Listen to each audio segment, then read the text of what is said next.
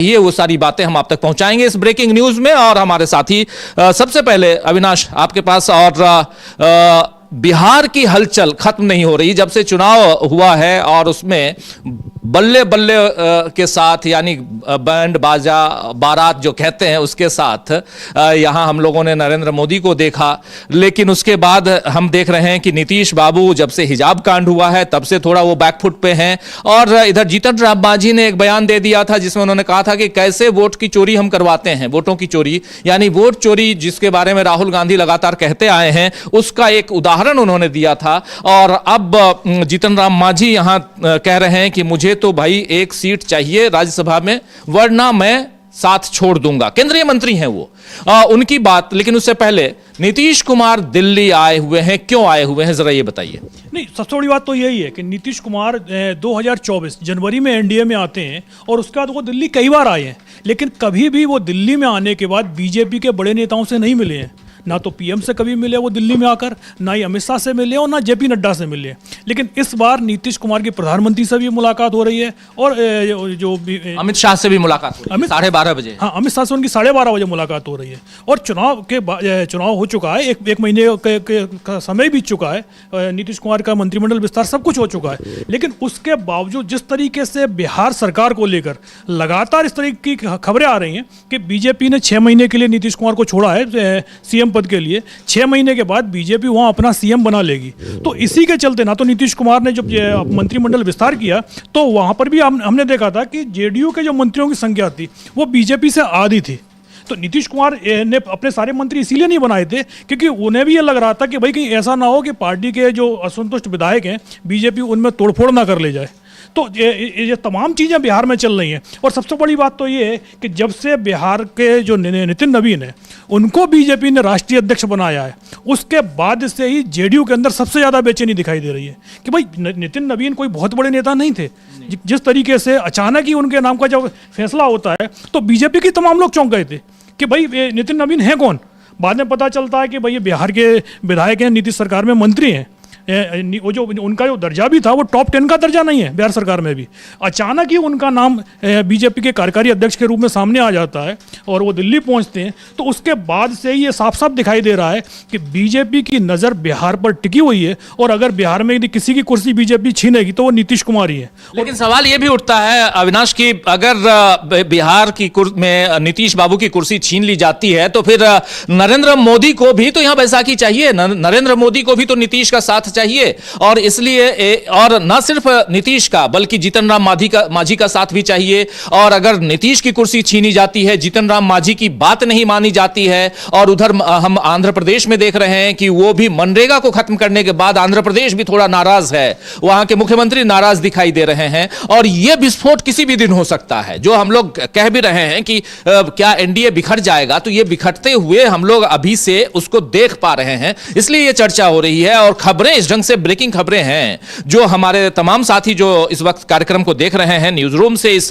Live कार्यक्रम को, उसमें यह समझ सकते हैं कि नीतीश कुमार का दिल्ली आना, जीतन राम मांझी की शर्त रखना कि मुझे एक सीट चाहिए राज्यसभा की, जबकि आप देखिए कि उनके बेटे को जो चुनाव में खड़े नहीं हुए थे, एमएलसी भी नहीं बने थे, लेकिन उनको एक मंत्री पद की शपथ दिलवा दी गई थी। यानी आपको एमएलसी बाद में बनवाया जाएगा, और उसके बाद उपेंद्र कुशवाहा के, माफी चाहूंगा, उपेंद्र कुशवाहा के बेटे थे वो, उनके लिए। लेकिन उपेंद्र कुशवाहा ही सही, मगर हुआ तो है ना, क्योंकि आप कहीं ना कहीं यहां पर दबे हुए नजर आ रहे हैं। और एनडीए का कुनबा कैसे बरकरार रहे, इसको लेकर भी अलग चर्चा होती होगी, अलग कहीं ना कहीं प्रेशर होगा। और नितिन नवीन की आप बात कर रहे हैं, कहा यह जा रहा था कि कार्यकारी अध्यक्ष बनाए जाने के बाद अब जो अध्यक्ष पद पे बैठे हुए थे इतने साल से वो हट जाएंगे, लेकिन अध्यक्ष महोदय यानी कि जेपी नड्डा साहब अध्यक्ष की हैसियत से जाकर वो लखनऊ में मीटिंग करते हैं और तमाम अखबारों में वही छपता है। तो नितिन नवीन की हैसियत क्या रहेगी ये भी देखना होगा, अध्यक्ष क्या अब खत्म हो जाए, हट जाएंगे वहां से, ये भी देखना है। तो बहुत सारी हलचल है, इसलिए अलग अलग ढंग से हलचल को हम देख रहे हैं। इसलिए इस पर जरा और थोड़ा सा विस्तार से बताइए कि क्या कुछ चल रहा है खबरों के हिसाब से, मैं विश्लेषण नहीं चाहता हूं, खबरों के हिसाब से कि यहां क्या क्या दिखाई दे रहा है स्टेप बाय स्टेप। हाँ, नहीं, जिस तरीके से आपने बताया कि जीतन राम मांझी को लेकर कि उन्होंने सीधा सीधा बोल दिया है कि भाई हमसे लोकसभा चुनाव के समय पर बात हुई थी कि 2 लोकसभा की सीटें दी जाएंगी और 1 राज्यसभा की दी जाएगी, लेकिन जब लोकसभा चुनाव आया तो अंतिम समय पर कह दिया गया कि भाई नीतीश कुमार साथ में आ गए हैं तो इसलिए आप 1 सीट रख लीजिए। बोले वो हमें 1 सीट मिली और वो 1 सीट हम जीत के आए। अब राज्यसभा वाला मामला आया हुआ है। बोले अगर जिस तरीके की खबरें चल रही हैं, जो जीतन राम मांझी का ही कहना है कि भाई मीडिया में इस तरीके की खबरें चल रही हैं कि 5 सीटों पर बिहार में जो चुनाव होना है, उन 5 सीट में से 2 सीट तो बीजेपी अपने पास रखेगी, 2 सीट नीतीश कुमार अपने पास रखेंगे और जो 1 बची हुई सीट है वो चिराग पासवान को दी जा रही है। तो फिर बोले हमें जो वादा किया गया था हमारे साथ में उसका क्या होगा? बोले हम कहाँ जाएंगे?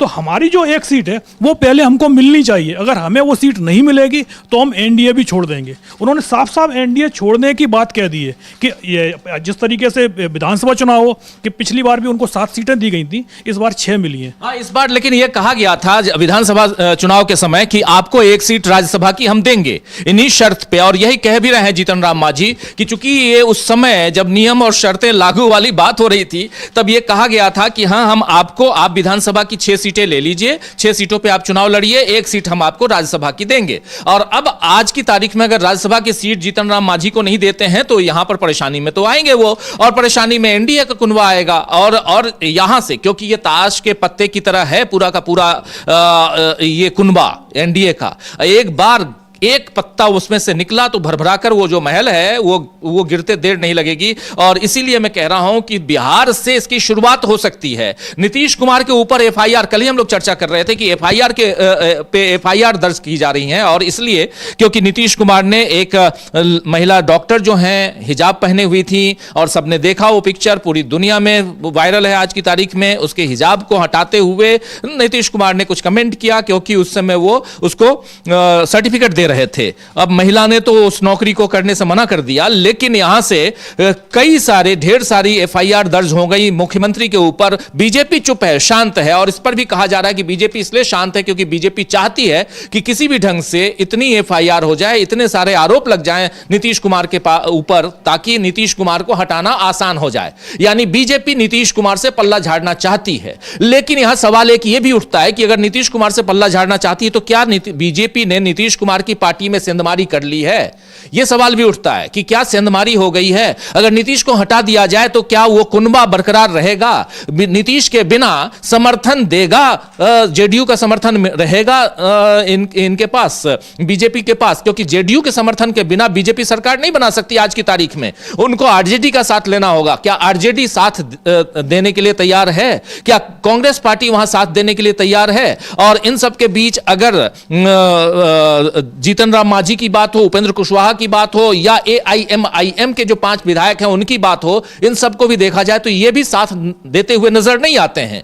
इसलिए एक अलग यहां पर जो समीकरण है वो बनते हुए दिखाई दे रहा है। नहीं, बिल्कुल, क्योंकि सबसे बड़ी बात तो यही है कि बीजेपी को लोकसभा में सबसे ज़्यादा ज़रूरत नीतीश कुमार की भी है और टीडीपी की भी ज़रूरत है, और इसी के चलते नीतीश कुमार इस समय मुख्यमंत्री की कुर्सी पर बने हुए हैं। अगर 2019 से के बाद वाली स्थिति होती, बीजेपी के पास दिल्ली में बहुमत होता, तो संभवतः नीतीश कुमार को सीएम नहीं बनाती।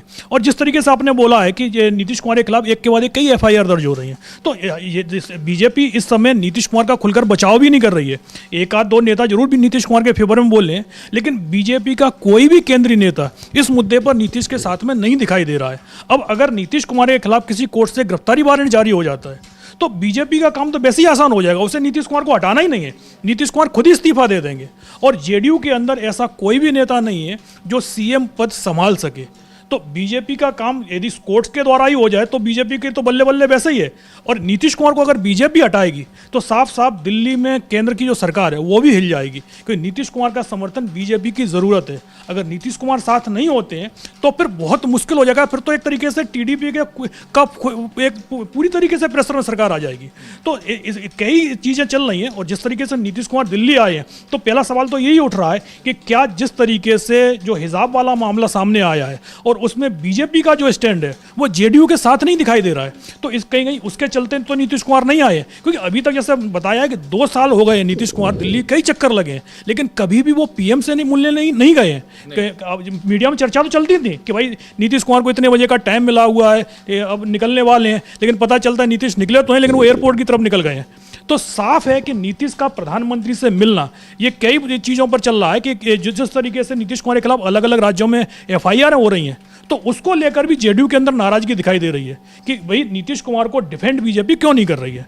बिल्कुल बिल्कुल आप सही कह रहे हैं, नीतीश कुमार को बीजेपी डिफेंड क्यों नहीं कर रही है। तो नीतीश कुमार की हम बात कर रहे हैं, बात जीतन राम मांझी की कर रहे हैं। उधर उत्तर प्रदेश आए तो उत्तर प्रदेश में विधानसभा की कार्यवाही आज फिर से शुरू हुई है। इसकी शुरुआत शुक्रवार से हुई थी 19 तारीख से, जिस दिन यहां पर लोकसभा की कार्यवाही और राज्यसभा की कार्यवाही अनिश्चितकाल के लिए खत्म कर दी गई थी। उसी दिन उधर विधानसभा में और योगी आदित्यनाथ ने वहां पर कफ सिरप का जो मामला आया है सामने, उसमें कुछ मौत हुई है और उसके बाद उस पर हंगामा हुआ। विपक्ष घेर रहा है सत्ता पक्ष को और सत्ता पक्ष इसमें विपक्ष का नाम ले रहा है, यानी समाजवादी पार्टी का नाम ले रहा है। तो वहां भी समाजवादी पार्टी ने अभी वॉकआउट कर दिया है। एक जबरदस्त वहां विरोध प्रदर्शन हुआ, हंगामा हुआ सदन के अंदर विधानसभा में उत्तर प्रदेश में, और उसके बाद फिर वॉकआउट हुआ है। लेकिन यह उत्तर प्रदेश का मामला, वहां भी डबल इंजन कहते हैं, सो कॉल्ड डबल इंजन की सरकार है, लेकिन घोटाले गड़बड़ियां कितनी हैं सत्ता पक्ष की तरफ से आ रही हैं, उजागर हो रही हैं, वो उसका जिक्र यहां बार बार विपक्ष कर रहा है, बता रहा है। और इसलिए भी क्योंकि साल भर बाद वहां भी चुनाव है 2027 में, 26 आ रहा है इसलिए साल भर बाद में कह रहा हूं, 2027 में चुनाव है उत्तर प्रदेश में, और अभी से चुनावी रंग उत्तर प्रदेश में भी दिखाई देने लगा है। और इन सब के बीच क्या नरेंद्र मोदी अपने कुनबे को बरकरार रख पाएंगे? क्या नरेंद्र मोदी की सरकार आराम से 2029 तक चल पाएगी? क्योंकि जो सीन यहां पर सिनेरियो हम देख रहे हैं खासकर बिहार में, और जो कुछ दिखाई दे रहा है बिहार से बाहर, उधर आंध्र प्रदेश में मनरेगा को लेकर जितनी बातें हो रही हैं, क्योंकि मनरेगा को रिप्लेस नहीं किया है, मनरेगा को खत्म कर दिया गया है, और इस बात को अब सब लोग जान रहे हैं। सोनिया गांधी ने आज चिट्ठी लिखी है इसी मसले पे, माफी चाहूंगा, आर्टिकल लिखा है द हिंदू में। उस आर्टिकल में सोनिया गांधी ने क्या कुछ लिखा है, और उससे अब आने वाले समय में कांग्रेस पार्टी क्या रणनीतियां बनाने जा रही है, इसकी चर्चा भी थोड़ा यहां जरूरी है। निगाहें टिकी हुई हम सबकी सीधे उधर भी कि यहां 12:30 बजे होम मिनिस्टर अमित शाह से मुलाकात है नीतीश कुमार की, आज प्रधानमंत्री नरेंद्र मोदी से मुलाकात है, और इन सबके बीच बिहार से और क्या खबरें आती हैं उन सब पर निगाहें टिकी हुई हैं। लेकिन सोनिया गांधी का आर्टिकल क्या कहता है और कांग्रेस पार्टी यहां से आगे की रणनीति क्या बताने जा रही है, जरा यश को बुलाना चाहता हूं मेरे साथी, उनसे जरा समझें सोनिया गांधी के उस आलेख में क्या कुछ है। यश, स्वागत है इस कार्यक्रम में। उस आलेख में क्या कुछ है, जरा ये बताइए। धन्यवाद राजीव जी, कल राष्ट्रपति की मंजूरी के बाद जो वीबी जीराम जी बिल लेकर आई थी मोदी सरकार, यानी एक तरह से मनरेगा को जो जामा पहनाया गया है वीबी जीराम जी का, अब उसको आधिकारिक तौर पर कानून की मान्यता मिल गई। अब वो जो अधिनियम बन चुका है, इसको लेकर अब सोनिया गांधी ने एक लेख लिखा है, अंग्रेजी अखबार है द हिंदू, उसमें सोनिया गांधी ने एक लेख लिखा है और किस तरीके से मोदी सरकार ने मनरेगा के अस्तित्व को खत्म करने का काम किया है, इसको लेकर उन्होंने सरकार को घेरा है। हाल ही में हमने देखा था राजीव जी की 2 दिन पहले सोनिया गांधी एक वीडियो जारी करती हैं और इस वीडियो मैसेज के जरिए वो मोदी सरकार पर हमला बोलती हैं और बताती हैं कि किस तरीके से एक योजनाबद्ध तरीके से मोदी सरकार मनरेगा को खत्म करने की कोशिश में है, और उसी कवायद के जरिए वो वीबी जीराम जी बिल लेकर आई और कल उसको राष्ट्रपति की मंजूरी मिल गई। वो हमला इतना तेज था राजीव जी कि शिवराज सिंह चौहान जो कृषि मंत्री हैं, जिन्होंने लोकसभा में इसको पेश किया, उनको सफाई देने के लिए सामने आना पड़ा और कहा कि विपक्ष तो इसको लेकर भ्रम फैला रहा है। लेकिन अब सोनिया गांधी ने जो हमला बोला है उसमें उन्होंने यह बताया है कि साल 2005 में जब मनमोहन सिंह की सरकार थी और हम मनरेगा को लेकर आए, तो हमने इस तरीके से काम नहीं किया जिस तरीके से आप लोग वीबी जीराम जी बिल लेकर आए। हमने इसको लेकर जो जानकार हैं, जो विशेषज्ञ हैं, जो ग्रामीण हैं, उन सबसे चर्चा की, विचार विमर्श किया, साथ जो विपक्ष की पार्टियां थी, जो उस समय बीजेपी विपक्ष में थी, उससे भी विचार विमर्श किया, और उसके बाद हम कानून लेकर आए, यानी सर्वसम्मति से यह कानून लेकर आए। लेकिन अब जो है मोदी सरकार ने बिना किसी विचार विमर्श के इस कानून को लाए, किस तरीके से लोकसभा राज्यसभा में पास हुआ ये हमने देखा, और उसके बाद किस तरीके से कल राष्ट्रपति की इसको मंजूरी मिलती है और एक कानून का रूप ले लेता है। इसको लेकर कुछ बिंदुओं में ये लेख चूंकि अंग्रेजी में है, इसका हिंदी अनुवाद, और इसको बहुत ही एक तरह से व्यवस्थित ढंग से हम अगर बताते हैं तो इसका क्या असर पड़ेगा, देखा जाए तो एक तरीके से इनका यही कहना है कि मनरेगा अब खत्म हो चुका है और इसकी जगह अब जो है वीबी जीराम जी बिल ने ले ली है, कानून ने ले ली है। तो उन्होंने क्या कहा, सबसे पहले तो ये कह रही हैं कि काम की गारंटी जो हमने दे रखी थी, जो 2005 वाला मनरेगा था, इसमें वो नहीं है। अब काम की गारंटी पूरी तरह से खत्म हो चुकी है राजीव जी, ये सोनिया गांधी का कहना है। और इस पूरे लेख में एक इनकी पंक्ति और है जिस पर गौर करना बहुत जरूरी हो जाता है। सोनिया गांधी लिखती हैं, it is our collective moral failure to end this, यानी ये हम सब की सामूहिक विफलता है कि हमने मनरेगा को अपने आंखों के आगे फेल होते हुए देखा, इस कानून को खत्म होते हुए देखा, जिसको हम रोजगार गारंटी के रूप में लेके आए थे। ये कोई वेलफेयर स्कीम नहीं थी राजीव जी, सोनिया गांधी का ये कहना है। ये this was not a welfare scheme, हम इसको लेकर आए थे ताकि ग्रामीण जो है वो सशक्त हों।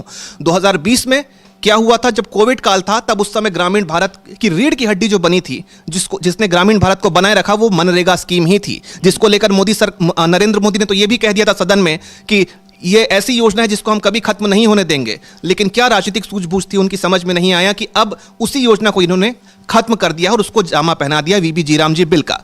आरोप यह भी लग रहा है कि महात्मा गांधी के नाम से चिढ़ थी, तो महात्मा गांधी का तो सम्मान बाहरी तौर पर ये लोग करते ही हैं, लेकिन अंदर ही अंदर कहीं ना कहीं महात्मा गांधी की जो विरासत है, उनका जो नाम है, उसको धीरे धीरे ये खत्म करने की कोशिश कर रहे हैं। अगर आपको प्रावधान ही बदलने थे, कानून ही बदलना था, तो प्रावधान बदलते, कानून बदलते, नाम बदलने की क्या जरूरत थी? नाम तो यथावत रहता तो भी क्या बिगड़ता आपका। सोनिया गांधी और आगे क्या लिखती हैं, इस पर भी हम बात करते हैं राजीव जी। एक तो बजट की सीमा की भी बात की है सोनिया गांधी ने। उन्होंने कहा कि पहले काम के हिसाब से पैसा दिया जाता था, काम की जो मांग होती थी उस हिसाब से पैसा दिया जाता था, लेकिन अब सरकार ने बजट तय कर दिया है, यानी अब अगर ज्यादा लोग काम मांगेंगे तो भी सरकार अपनी मर्जी से पैसा देगी। इसके अलावा 3 और अहम बिंदुओं को गिनवाया है सोनिया गांधी ने। उन्होंने कहा कि भले ही 100 से 125 दिन होने की बात कहकर सरकार ढोल पीट रही कि हमने तो काम के दिनों को बढ़ा दिया है, लेकिन इसमें एक दूसरी चीज भी है राजीव जी। झोल है, मतलब झोल बिल्कुल है इसमें। पूरे साल काम की गारंटी के बजाय अब साल के 60 दिन, यानी जो खेती का वक्त होता है, ऐसे तय किए गए हैं जब कोई काम नहीं दिया जाएगा। यानी 60 दिन आपने माइनस भी तो कर दिए, प्लस 25 दिखा के आप 60 माइनस भी तो कर रहे हो। ये क्यों नहीं बताया शिवराज सिंह चौहान ने जब वीडियो जारी किया? ये तो बता दिया कि विपक्ष जो है अपना हमला जारी रखे हुए, विपक्ष इसको लेकर भ्रम फैला रहा है। दूसरी चीज यह है कि जब 10% पहले राज्य सरकार का हिस्सा होता था इसमें, और अब इसको बढ़ाकर 40% कर दिया गया है। ऐसे राज्य, ज्यादातर एनडीए शासित, बीजेपी शासित राज्य हैं राजीव जी, और किस तरीके से ये लोग महिलाओं को पैसा बांटने वाली जो स्कीम्स हैं उसके जरिए सरकार में आए हैं। अब 40% जो हिस्सा इनको देना होगा इस योजना में, ये कहां से देंगे? इसके लिए क्या कोई फंड आवंटित किया गया है? राज्य सरकार के पास जो पैसा है, अगर वो देने में अक्षम रही तो क्या इस योजना को बंद नहीं कर दिया जाएगा? यानी धीरे धीरे ये योजनाबद्ध, चरणबद्ध तरीके से क्या मनरेगा को खत्म करने की साजिश नहीं है? ये सोनिया गांधी का सीधा सीधा पूछना है। वो यही कह रही हैं कि पहले केंद्र सरकार 90% खर्चा उठाती थी, अब राज्यों को 40% खर्चा खुद उठाना होगा, इससे राज्य सरकारें काम देने से पीछे हो जाएंगी। यानी धीरे धीरे ये योजना जो है ठंडे बस्ते में चली जाएगी और इसका फिर जो है अस्तित्व नहीं रहेगा, सिर्फ एक कागजों में सिमट कर रह जाएगी राजीव जी। आखिरी पॉइंट जो वो गिनवाती है कि पंचायतों की ताकत कम करने की भी इसकी साजिश है, वीबी जीराम जी कानून की। उनका यह कहना है कि पहले गांव की ग्राम सभा तय करती थी, यानी जहां पे काम होना है वहां की ही ग्राम सभा तय करती थी कि हमारे यहां कौन कौन सा काम किया जाना है मनरेगा के तहत। लेकिन अब जो दिल्ली में सरकार बैठी है वो तय करेगी राजीव जी। और इसको लेकर एक चौंकाने वाला खुलासा हाल ही में राज्यसभा में आखिरी दिन जो केंद्रीय राज्य मंत्री हैं, राज्य कृषि मंत्री, उन्होंने राज्यसभा में एक बहुत बड़ा खुलासा किया था राजीव जी कि 4.43 करोड़ जॉब कार्ड्स खत्म कर दिए गए थे पिछले 5 सालों में। यानी ये कोई अभी की बात नहीं है, इसको खत्म करने की साजिश 2020 से जारी थी और धीरे धीरे करके 2020 से देखा जाए तो 2025 तक कुल मिलाकर 4.43 जॉब कार्ड्स खत्म हो गए। जहां सरकार 2 करोड़ जॉब्स देने की बात कर रही थी, यहां पे आपने 4.5 करोड़ जॉब्स एक तरीके से आपने खत्म कर दिए, 4.5 करोड़ जॉब्स खत्म कर दिए। उसके लिए जवाब कौन देगा राजीव जी?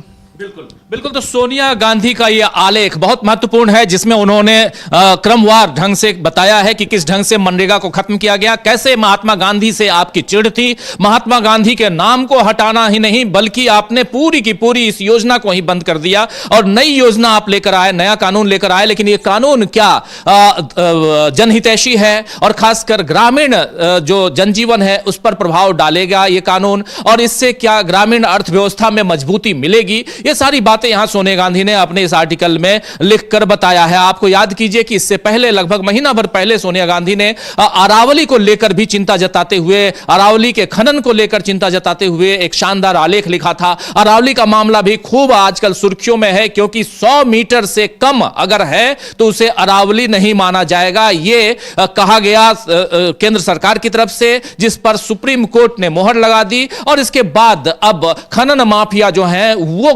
किस गति से, तेज गति से आगे बढ़ेंगे, खनन करेंगे, ये आप सब जानते हैं। लेकिन अरावली का खत्म होना मतलब है कि दिल्ली और एनसीआर का खत्म होना, डेजर्ट में तब्दील हो जाना, रेगिस्तान में तब्दील हो जाना। लेकिन ये दिल्ली एनसीआर में रहने वाले महानुभावों को समझना होगा और खासकर सरकार को समझना होगा। इस पर भी चेताया था सोनिया गांधी ने। लेकिन सोनिया गांधी ने जो आज आर्टिकल लिखा, इसे शेयर करते हुए राहुल गांधी ने भी ट्वीट किया है। राहुल गांधी के उस ट्वीट को मैं कहूंगा कि जरा उसको लेकर के आ सकते हैं, स्क्रीन पर तो ले आएं। और बहुत इंपॉर्टेंट है, राहुल गांधी ने इस पर जो बातें कही हैं बहुत महत्वपूर्ण है, उस पर भी हम आएंगे। लेकिन सोनिया गांधी का ये आलेख, उसमें और भी क्या कुछ है? बिल्कुल राजीव जी, इसमें एक बात और गौर करने वाली है। आप देखिए, कानून बन चुका है, लेकिन विपक्ष का जो हमला है वो नहीं रुक रहा। जब ये राज्यसभा और लोकसभा से पास नहीं हुआ था तब भी इसको लेकर विपक्ष का हमला तेज था, और अब जब ये कानून बन चुका है तब भी विपक्ष का हमला कम होता हुआ नहीं दिख रहा। इसके पीछे एक वजह है राजीव जी। कहा यह जा रहा है कि जिस तरीके से कृषि कानून का विरोध किया था विपक्ष ने, किसानों को विपक्ष का साथ मिला था, और वो हमला इतना जोरदार था कि दिल्ली तक पहुंच गए थे किसान, और आखिरकार नरेंद्र मोदी को लाइव आना पड़ा। चलिए जरा ये राहुल गांधी का ये ट्वीट, न जनसंवाद, न संसद में चर्चा, न राज्यों की सहमति, मोदी सरकार ने मनरेगा और लोकतंत्र दोनों पर बुलडोजर चला दिया है। यह विकास नहीं विनाश है, जिसकी कीमत करोड़ों मेहनतकश भारतीय अपनी रोजी रोटी गंवा कर चुकाएंगे। कांग्रेस संसदीय दल की अध्यक्ष श्रीमती सोनिया गांधी जी का इस गंभीर मुद्दे के हर पहलू का पर्दाफाश करता हुआ यह आलेख जरूर पढ़ें। यह राहुल गांधी ने इसे ट्वीट किया है, और यहां पर साफ साफ द बुलडोज्ड डेमोलिशन ऑफ मनरेगा, द बुलडोज्ड, इससे समझ में आ सकता है कि जब बुलडोजर शब्द का इस्तेमाल यहां पर किया है सोनिया गांधी ने, और किस ढंग से डिमोलिशन है ये जिक्र यहां पर, ये दोनों शब्द बुलडोज्ड एंड डिमोलिशन, इन दोनों शब्दों से आप समझ सकते हैं कि सोनिया गांधी की चिंता क्या है, और चिंता को यहां पर जाहिर किया है राहुल गांधी ने भी। और साफ साफ राहुल गांधी लिख रहे हैं, न जनसंवाद, न संसद में चर्चा, न राज्यों की सहमति, मोदी सरकार ने मनरेगा और लोकतंत्र दोनों पर बुलडोजर चला दिया है। पहली लाइन बहुत इंपॉर्टेंट लाइन है राहुल गांधी की, कि न जनसंवाद किए आप, न ही संसद में चर्चा किए, न ही राज्यों की सहमति ली, लेकिन आपने मनरेगा को सीधे सीधे, लोकतंत्र मनरेगा दोनों पर बुलडोजर चला दिया। यह विकास नहीं विनाश है, यह जिसकी कीमत करोड़ों मेहनतकश भारतीय अपनी रोजी रोटी गंवा कर चुकाएंगे। और यह रोजी रोटी गंवाने वाली बात यहां राहुल गांधी कह रहे हैं कि कैसे इसको आप गंवा कर यहां के भारतीय और खासकर जो ग्रामीण भारतीय हैं वो चुकाएंगे। इस पर ग्रामीणों पर कितना असर पड़ेगा आने वाले समय में, क्योंकि गांव के विकास में उन ग्रामीण मजदूरों की एक अलग गाथा है। वो विकास पिछले 20 साल में कैसे गांव में हुआ है। अगर गांव में आप जाते तो आप देख सकते थे कैसे वहां के तालाब जो हैं, जो पहले सूखे पड़े थे, वो उन तालाबों का जीर्णोद्धार होता है। कैसे वहां पर लोग काम करते हैं, न सिर्फ लोग काम करते हैं बल्कि उससे उनको आर्थिक सहायता भी मिलती है। 100 दिन की गारंटी थी, उस गारंटी को 120 दिन करने का वादा था। चलिए आपने 125 दिन करके आप वो गारंटी लेके आए, लेकिन सोनिया गांधी यहां कह रही हैं कि लेकिन साल में आपने जो 2 महीने काम नहीं करने का, यानी 60 दिन आपको काम नहीं मिलेगा, ये 60 दिन क्या करेगा सामने वाला, ये भी बताइए। ये सवाल भी बहुत वाजिब सवाल है। तो सोनिया गांधी का ये आलेख जरूर पढ़ना चाहिए, राहुल गांधी यहां कह भी रहे हैं। और इसके साथ साथ दूसरी जो महत्वपूर्ण बात है कि एक बार फिर चलते, इसमें कुछ जोड़ना चाहते हैं? जी बिल्कुल राजीव जी, इसमें यह कहा जा रहा है, एक तो इसके जो दूरगामी परिणाम होंगे, जो परिणाम भी क्या कहा जाए, दुष्परिणाम जो होंगे इस कानून को लागू करने के, उसको सोनिया गांधी ने गिनवाया। उन्होंने क्या क्या बताया, 3 बिंदुओं में वो बताती हैं कि इसके क्या क्या परिणाम हो सकते हैं। पहला तो सोनिया गांधी ये लिखती हैं कि मजदूरों की मोल तोल करने की जो ताकत है, जो बार्गेनिंग पावर है, उसमें कमी देखी जाएगी, यानी उनको जो उचित मूल्य मिलना चाहिए वो नहीं मिलेगा। अब इसका अंजाम क्या होगा राजीव जी? अगर उनको ग्रामीण अपने ही क्षेत्र में रोजगार नहीं मिल रहा है, पहले तो पलायन अगर करते भी हैं तो कुछ लोगों को पलायन ना भी करे तो मनरेगा के तहत उनके ही गांव में रोजगार मिल रहा था, लेकिन आज अगर मोल भाव की ताकत कम हो रही है श्रमिक की इस वीबी जी राम जी कानून को लेकर, तो पलायन बढ़ जाएगा, यानी फिर वही समस्या जो है वो देखने को मिलेगी, पलायन की समस्या। उसके साथ उन्होंने ये भी कहा है कि कोरोना के समय तो इसी योजना ने करोड़ों लोगों को बचाया था, लेकिन अब वो सहारा भी छिन जाएगा। लेकिन देखा जा रहा है राजीव जी कि अब ये जो कानून है इसको लेकर विपक्ष का हमला कम क्यों नहीं हो रहा, बल्कि विपक्ष तो और आंदोलन तेज करता जा रहा है। 30 तारीख को जो है 29 तारीख को कांग्रेस की एक बैठक है, बहुत बड़ी बैठक है, तो इसको लेकर विपक्ष हमला क्यों कर रहा है? क्यों सोनिया गांधी 27 को है और राहुल गांधी उस पर लिख रहे हैं, मल्लिकार्जुन खड़गे लिख रहे हैं, विपक्ष के तमाम नेता लिख रहे हैं, सोनिया गांधी ने वीडियो जारी किया, सोनिया गांधी ने आर्टिकल लिखा। इसके पीछे कहा यह जा रहा है कि अगर विपक्ष ये हमला जारी रखता है राजीव जी, तो जिस तरीके से जो 3 कृषि कानून थे जिसको मोदी जी ने यह कहकर वापस ले लिया था कि शायद मेरी ही तपस्या में कोई कमी रह गई होगी। ऐसा लगता है इस बार भी शायद वो आएंगे और फिर यही कहेंगे कि मेरी तपस्या में इस बार भी कोई कमी रह गई। और इसके साथ ही साथ राजीव जी, इसीलिए विपक्ष जो है अपना हमला जारी रखे हुए है कि अगर यह हमला जारी रहा तो हो सकता है कि जैसे कृषि कानून वापस लिए गए थे वैसे ये कानून भी वापस लिए जाए। इसके साथ ही साथ एक चीज और सोनिया गांधी ने कहा है कि सिर्फ आपने मनरेगा को खत्म करने का काम नहीं किया, बल्कि कांग्रेस के वक्त की और भी ऐसी चीजें थी जिसको आपने खत्म करने का या कमजोर करने का काम किया। एक पोर्शन है उनके आलेख में, the bulldozed demolition of MNREGA, जो उन्होंने लिखा है सीधा बीजेपी पे हमला बोलते हुए। ये बिल्कुल बीजेपी पे फिट होता है ये टाइटल। आर्टिकल में लिखती हैं सोनिया गांधी कि सरकार सिर्फ मनरेगा ही नहीं बल्कि राइट टू इंफॉर्मेशन, सूचना का अधिकार, शिक्षा का अधिकार और जंगल की जमीन पर आदिवासियों के हक जैसे कई जरूरी कानूनों को भी धीरे धीरे कमजोर कर रही है। यानी हमने तो सोचा था कि ये यहीं पर रुक जाएंगे, लेकिन ये हर दिन जो है हमारी उम्मीदों बिल्कुल पे खरा उतरते हुए, मतलब एक तरह से उम्मीदों को ये कह रही कि नहीं, आपने जितना सोचा था हम इससे ज्यादा हैं, हमने सिर्फ इन जिन जिन अधिकारों की बात यहाँ हुई, चाहे राइट टू फूड की बात हुई हो, मतलब ये सारे कानून बने हो, चाहे आधार की बात हो, आधार आपकी पहचान उसकी बात हो, जिसको धीरे धीरे, और एसआईआर में आधार को लेकर काफी चर्चा हुई स्पेशल इंटेंसिव रिवीजन पे जब जो चुनाव आयोग करवा रहा है, उसके अलावा सूचना का अधिकार की बात हो, चाहे मनरेगा की बात हो, हर जगह हम लोगों ने देखा है कि कैसे इन कानूनों को खत्म करने की या धीरे धीरे उसे कमजोर करने की, शिथिल करने की कोशिश हुई है, साजिश रची जा रही है और उस साजिश का पर्दाफाश हो रहा है। और आप याद कीजिए इसी सदन में अभी जो विंटर सेशन चल रहा था उसमें मल्लिकार्जुन खड़गे का भाषण, जिसमें उन्होंने कहा था इसी मनरेगा को लेकर कि मैं अपनी कसम खा के कहता हूं, मैं अपनी मां की कसम खा के कह रहा हूं कि ये आने वाले समय में बहुत ही खराब निर्णय आपका है, जो देश के और खासकर ग्रामीण समुदाय के लिए ये घातक साबित होगा और ये मुझे दिखाई दे रहा है, लेकिन हम लोग छोड़ेंगे नहीं, हम पीछे नहीं हटेंगे। और उसके बाद प्रेस कॉन्फ्रेंस की थी मल्लिकार्जुन खड़गे ने और वहां पर भी उन्होंने ये बात कही थी। अब एक बड़ी रणनीति तैयार हो रही है कांग्रेस पार्टी की तरफ से और देश भर में एक बड़े आंदोलन की तैयारी हो रही है और उम्मीद ये कर रही है कांग्रेस पार्टी की, जैसे अभी आप बता भी रहे थे यश की, उम्मीद यह है कांग्रेस पार्टी को कि जैसे वो तीनों काले कानून, जिसको कृषि कानून कहा जाता था, उन तीनों कानूनों को वापस लिया गया था, नरेंद्र मोदी ने वापस लिया था, वैसे ही इस कानून को भी वापस लेंगे और जो जी राम जी कानून है उसको वापस लेंगे और मनरेगा जो पुराना था उसको फिर से लागू किया जाएगा, क्योंकि यहां पर एक कानून को हटा दिया गया और दूसरा कानून लाया गया और कहा गया कि रिप्लेस कर रहे हैं, लेकिन ये रिप्लेसमेंट नहीं है,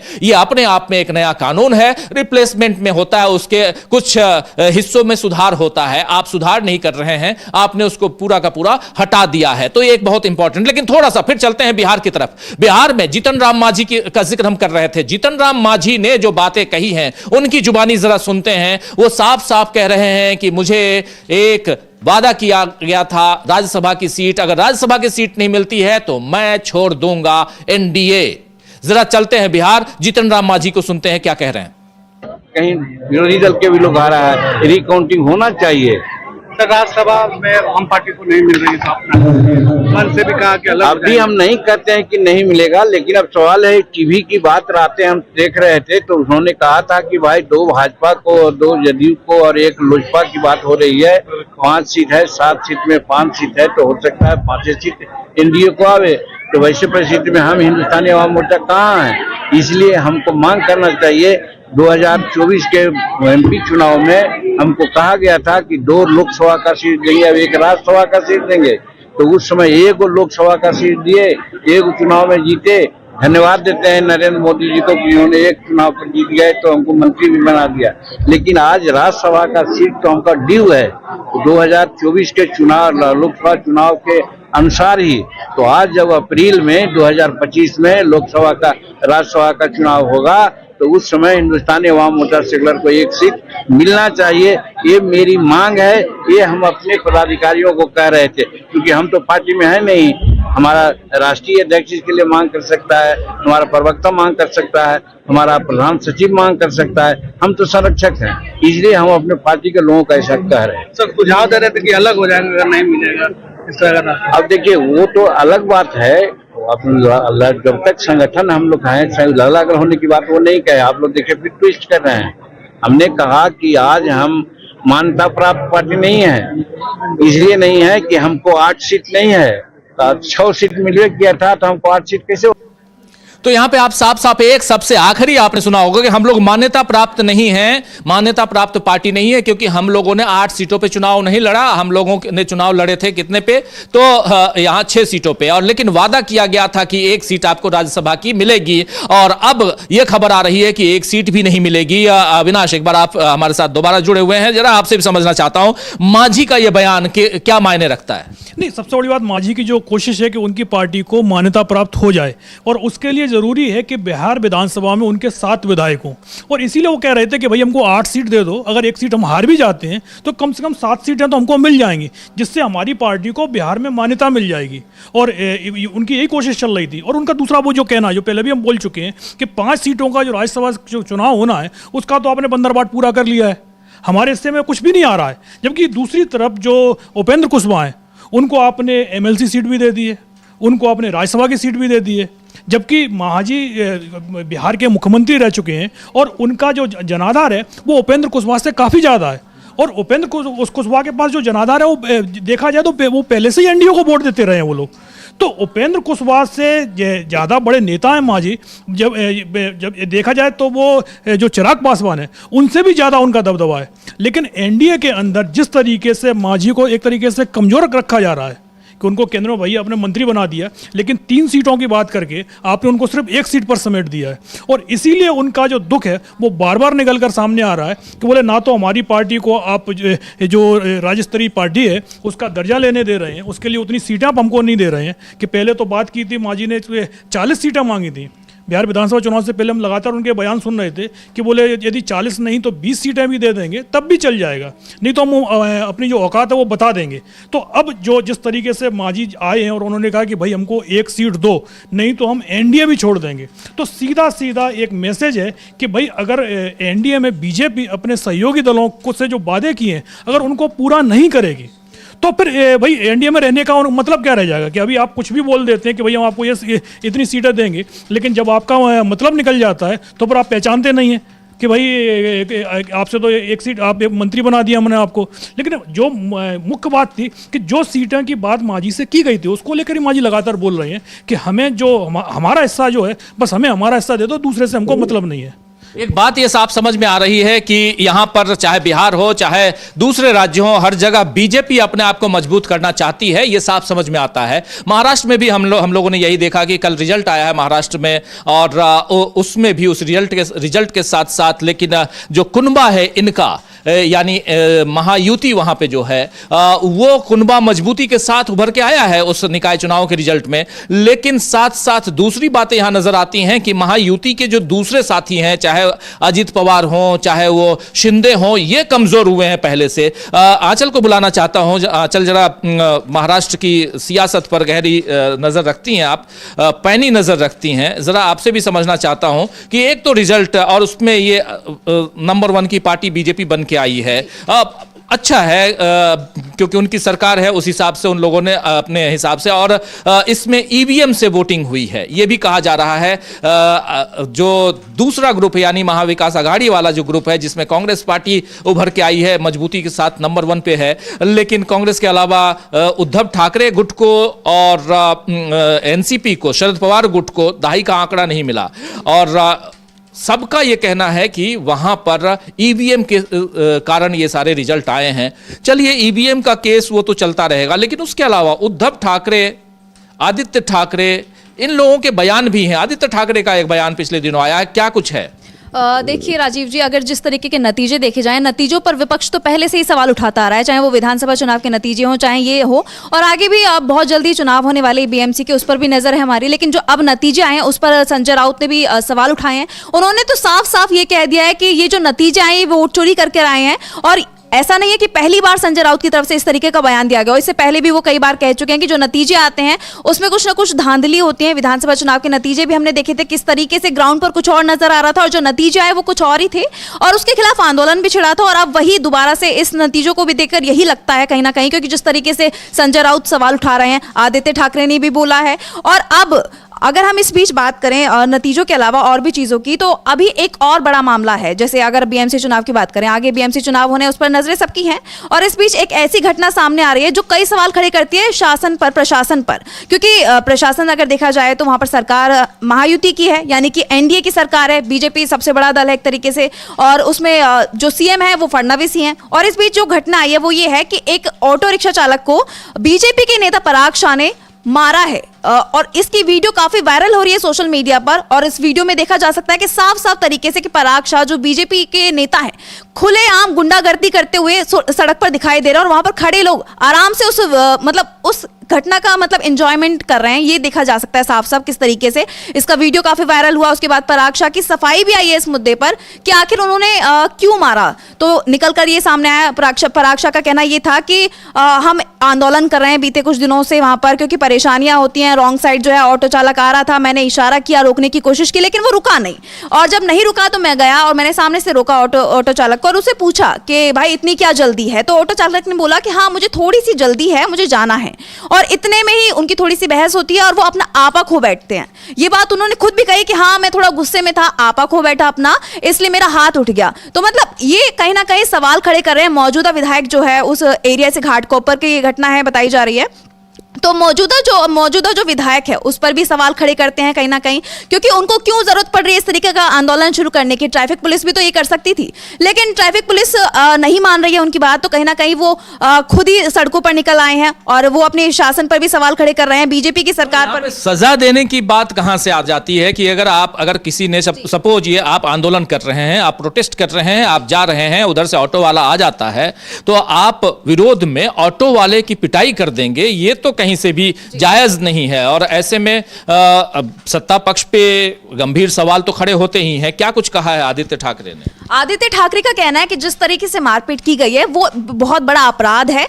और जो आदित्य ठाकरे का कहना ये भी है कि जिस तरीके से घटना आई है सामने, बीजेपी के नेता ने मारा है, वो अपराध तो है ही, लेकिन कहीं ना कहीं शासन पर भी सवाल खड़े करता है कि बीजेपी नेता जो है अपने ही प्रशासन की जो कार्रवाई उससे खुश नहीं है, क्योंकि उनको ये स्टेप लेना पड़ा आगे बढ़कर। चाहती तो सरकार भी कर सकती, पुलिस भी ये कदम उठा सकती थी, लेकिन उनको सामने आना पड़ रहा है। तो सवाल कहीं ना कहीं मौजूदा विधायक उस पर भी खड़ा होता है और सरकार पर भी खड़ा होता है कि क्या अगर आगे भी ऐसी घटना होती है तो बीजेपी के विधायक या नेता जो भी कहें, क्या वो इसी तरीके का जो है स्टेप उठाते रहेंगे, आगे भी वो अपनी मनमानी करते रहेंगे? क्या रोड पर जो उनकी बात नहीं मानेगा, क्या उस पर वो सजा देने की बजाय, कार्रवाई करने की बजाय, शिकायत करने की बजाय क्या अपने हाथ में कानून लेंगे? इस तरीके के कई सवाल जो है खड़े हो रहे हैं बीजेपी पर कई सवाल इसलिए खड़े हो रहे हैं क्योंकि अगर कानून आप हाथ में लेंगे, और जो वहां महाराष्ट्र में दिखाई दे रहा है वो यही दिखाई दे रहा है कि सत्ता पक्ष अपनी मनमानियां कर रहा है, चाहे ऑटो वाला हो या कोई और हो। अगर सत्ता पक्ष मनमानियां करेगा तो वो आजकल विजुअल का जमाना है, वीडियोस बनते हैं और वीडियो शेयर भी होते हैं, वीडियो सोशल मीडिया के जरिए लोगों तक पहुंचते हैं, और यही घटनाक्रम में यहां साफ दिखाई दे रहा है। महाराष्ट्र की बात कर रहे थे हम, और महाराष्ट्र में जो सत्ता पक्ष की मनमानियां हैं वो दिखाई दे रही हैं। इन सब के बीच कल जो महाराष्ट्र में निकाय चुनावों के रिजल्ट आए हैं, पंचायत के भी रिजल्ट आए हैं, और उस रिजल्ट में जरूर महायुति की जीत हुई है, लेकिन कहा जा रहा है कि महायुति नहीं जीतती अगर वहां ईवीएम से वोटिंग नहीं होती। अगर ईवीएम की जगह बैलेट पेपर से पोलिंग करवाई जाती तो रिजल्ट कुछ और आता। लेकिन इन सब के बीच अब बृहन मुंबई और तमाम नगर पालिकाओं के चुनाव की घोषणा भी हो चुकी है। 15 तारीख को शायद है, 15 तारीख को वोटिंग होगी और 16 को नतीजे भी आ जाएंगे, और उसकी तैयारियों में सारे सियासी दल लगे हुए हैं। लेकिन विपक्ष का कहना तो यही है कि 15 तारीख को भी जो वोटिंग होगी उसमें भी बीजेपी बाजी मार लेगी, क्योंकि बीजेपी का काम हो गया वोट चोरी करने का, और कहीं ना कहीं उसके लिए बीजेपी यही कर रही है। और अब आगे भी जो चुनाव होंगे उनमें भी इसी तरीके का है। तो विपक्ष इसके खिलाफ बहुत बड़े आंदोलन की तैयारी में भी है, लगातार ये मुद्दा सड़कों पर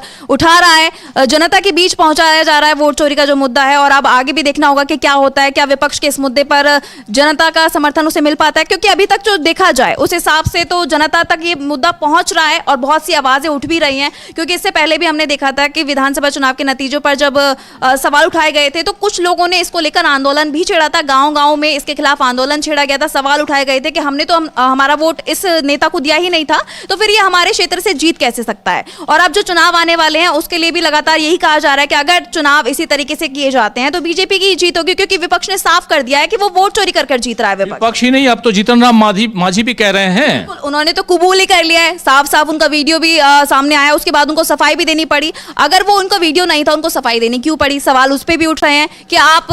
और इस तरीके से अगर देखा जाए, जिस तरीके से उन्होंने बोला कि मैंने पिछली बार तो जितवा दिया था क्योंकि उन्होंने मुझसे संपर्क कर लिया, तो मैंने डीएम को बोल दिया अरे हमारा कैंडिडेट आप जितवा दीजिए, तो 2700 वोटों से जीत गया। लेकिन इस बार उसने हमसे कांटेक्ट नहीं किया, हमसे बात नहीं की, तो हमने उनकी मदद नहीं की, हम मदद नहीं कर पाए, इस तरीके का उनका बयान है। तो कहीं बहुत सवाल खड़े करता है, क्योंकि जीतन राम मांझी बहुत बड़े नेता हैं और एनडीए के सहयोगी भी हैं, बिहार में सरकार जो है उसमें शामिल है, और ऐसे में उनका बयान आना बहुत सवाल खड़े करता है, उन पर ही नहीं पूरी सरकार पर, पूरे एनडीए पर। क्योंकि अगर अब ये बात सामने आ रही है तो इसका मतलब यह है कि इससे पहले भी कई बार इस तरीके के जो है नतीजे जो आए थे, जो देखने को मिले थे कि एनडीए के पक्ष में गए, हो सकता है वो महागठबंधन के पक्ष में जाने वाले हो, लेकिन गलती से वो जिस तरीके से चुनाव चोरी हुआ, वोट चोरी हुई, उसके बाद वो एनडीए के पक्ष में गए।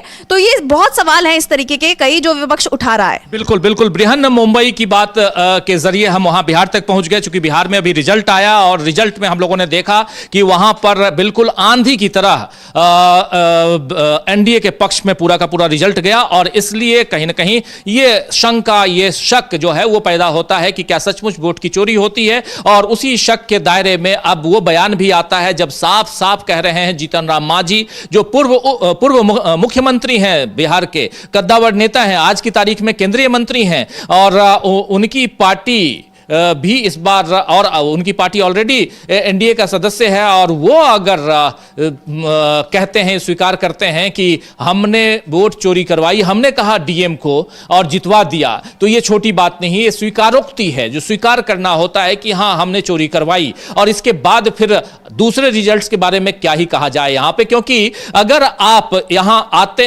ये बात स्वीकार कर लेते हैं कि हाँ हमने, हमारे कहने से डीएम ने ऐसा कर दिया, तो फिर जो अभी तक राहुल गांधी आरोप लगाते आए हैं उसमें बहुत ज्यादा दम दिखाई देता है कि हाँ वो सही कह रहे हैं। बहुत बहुत शुक्रिया आंचल आपका इस चर्चा के लिए और बहुत सारी जानकारियों के लिए।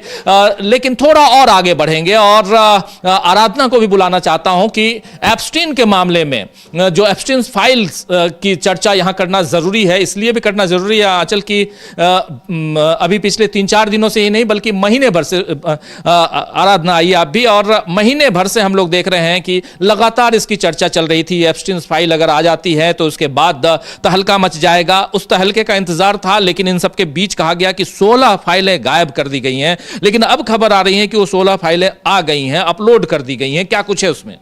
बिल्कुल, अगर देखा जाए तो ट्रंप प्रशासन, राजीव जी, बार बार बैकफुट पर नजर आ रहा है। पहले एप्स्टीन फाइल्स को लेकर जिस तरह पूरा बवाल मचा, राष्ट्रपति डोनाल्ड ट्रंप का नाम इसमें शामिल होने की बात सामने आई, और उसके बाद विपक्ष ने जिस तरह लगातार आरोप लगाए, सवाल उठाए, और ट्रंप प्रशासन आखिरकार दबाव में आया। अमेरिकी कांग्रेस से बिल पास किया गया कि हम इन फाइल्स को लेकर आएंगे 1 महीने के